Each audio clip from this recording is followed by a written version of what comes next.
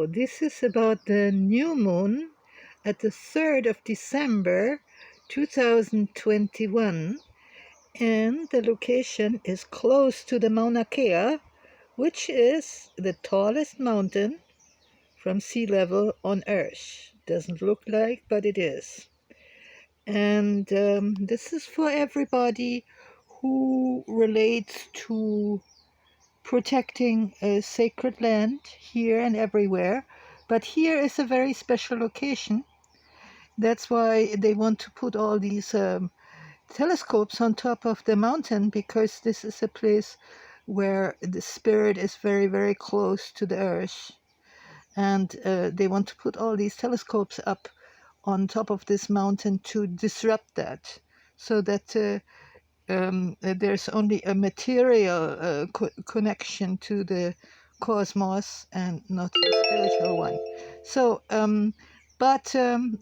as we're here, we now have this axe between Sagittarius, and I've already published the Sabian symbol for that. It's the widow who has to become responsible for her past. And this is where now is the moon and the sun together at 12 degrees Sagittarius 22, and at 15 degree Sagittarius is Mercury. And we can see here a beautiful triangle, all sides the same, 120 degrees. And so this is a fire triangle. And here in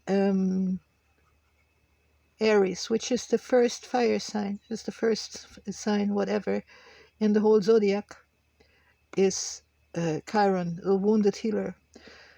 So here now, it is said we have to make very rapid, very passionate steps for healing.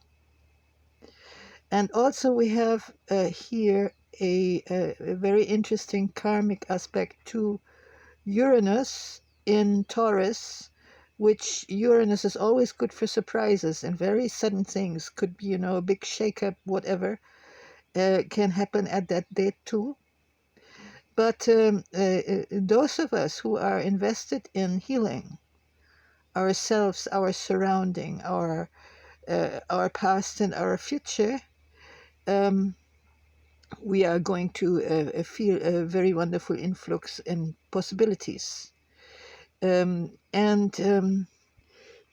in this area of the world, the whole thing happens, this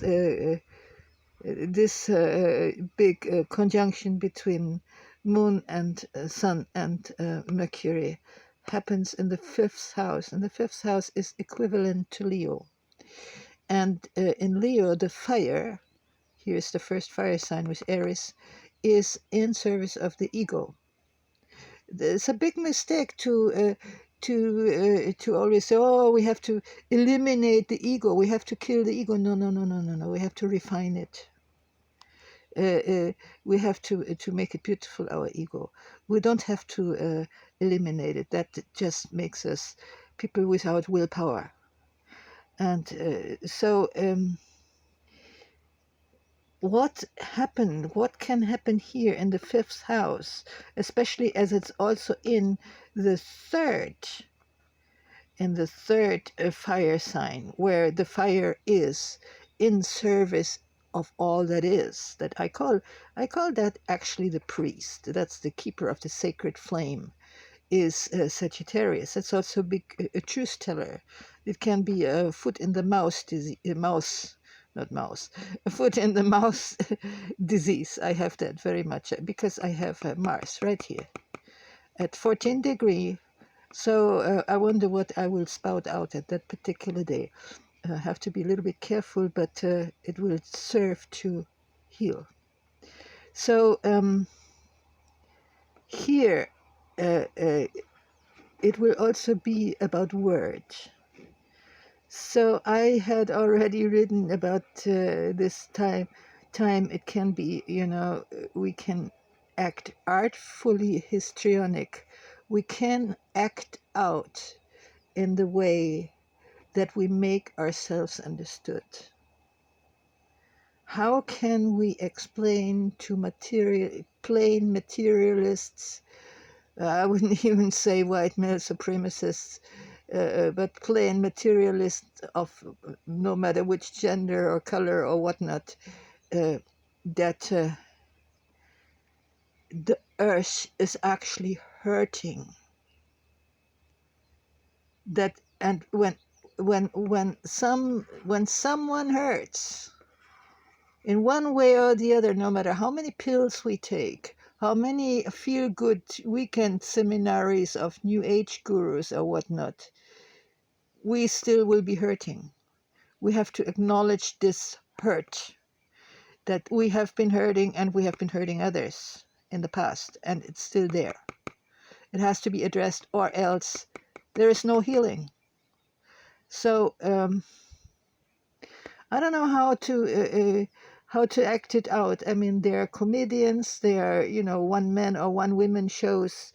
There are people they call self impersonators, or I don't know what kind of selfie you want to act this out, but you may be understood if you do it artfully. Maybe in rhymes. Maybe you dance your story, make it pretty somehow, but do it with passion. Fire is about passion. So here we have that. Now, Venus is about to meet Pluto in Capricorn, and that will be quite interesting. She will arrive close to Pluto at the next full moon. See, the new moon is always a preparation for 2 weeks later for the full moon. So I've already looked at the full moon, because this is a very crucial time. And whatever we do here, even our thoughts, we have to understand that our thoughts are deeds already. That's we have to be very disciplined in that manner. So here Mars is helping. Mars is helping Venus on her way. Mars is helping Pluto. And Mars is helping the universal compassion with ourselves and others, everybody else, even the flies that we want to slap, and the fire ants that we need to poison, and so on. Yes, so here is Mars, and Mars is in the 4th house, and the 4th house stands for family, and it's in Scorpio. So there are very, very, very deep feelings, also of frustration, of not being heard, but the deep feelings are showered, dosed with golden light compassion. And Venus too, she is in her brightest, most beautiful, most state-like appearance. She is entering like a queen. And Pluto is the higher octave of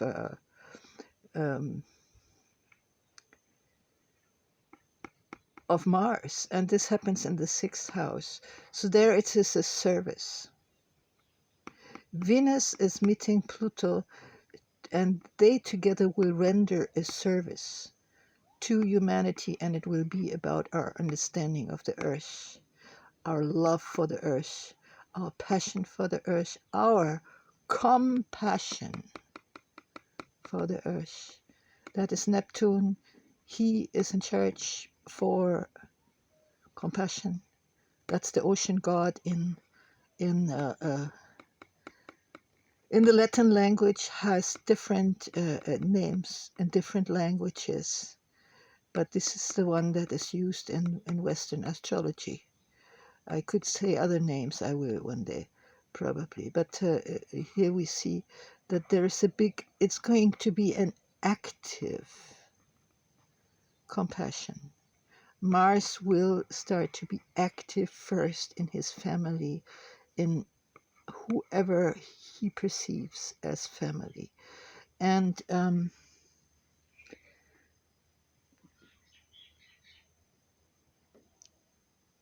Neptune is in the eighth house, and I've talked about the eighth house before. It's the house of occultism, and here it is when we are understanding the cosmic, the universal love and compassion, we are going into the deepest mystery possible. We are going into our inner oceans. We are going to the source of life, which on earth is in the ocean. And we meet there in an all-embracing compassion. That's a deep mystery, and it's learned in the eighth house, and the eighth house is equivalent to Scorpio. That's the place of magic, of occultism. The fifth house, equivalent to Leo, is the place of self-expression. Here we are making art, we are falling in love. Oh, the long love is in the seventh house. Now this is about falling in love, you know, this first euphoria that we are experiencing. And here we make children. That doesn't mean we raise them. Raising we do in the fourth house. That's the family house. Here we're having in the seventh house, where we have now Saturn is directly at the seventh house, and we also have a not very nicely aspected Jupiter. So again, it will be about our partnerships. How is our ego relating to the other and the others? It has to be very well looked at, because there may be disruptions coming from that side. That what we take for granted is not to be taken for granted. It can be taken from us any moment. If we are in partnerships that are stable, we still have to pay a lot of attention to those, but it is aspected very well through this next new moon. We are able to understand the karmic, our karmic relationships with our partners, and how long-lasting some relationships are. Over how many centuries and millennia some relationships have already lasted. We can understand that. And we have to, because that is part of our healing. You see here we have this one triangle with 120 degrees and 260 degrees. And it all goes to this Saturn, which is the law, which is the primal oldest mother, the mother of all. She's dark, she's silent, she's the law. And this is what we are about to learn through our partners, who they are for us in our lives. And this will help this healing happening tremendously. Please look at this formation. This is like a kite. Can you see? Here and here and here. And also you can see that there is an arrow. You pull it back, you know, you have here's the bow, and here's your arrow, you're shooting here. And where is it going to? Saturn is in Aquarius, as is Jupiter. So people talking about the age of Aquarius, I don't think so yet. I think there's still a lot to learn here in Pisces. We're still in Pisces. We shouldn't want to go too fast. But some very strong Aquarius influences are here. So much for now. I think I will add something later, but for now this is it.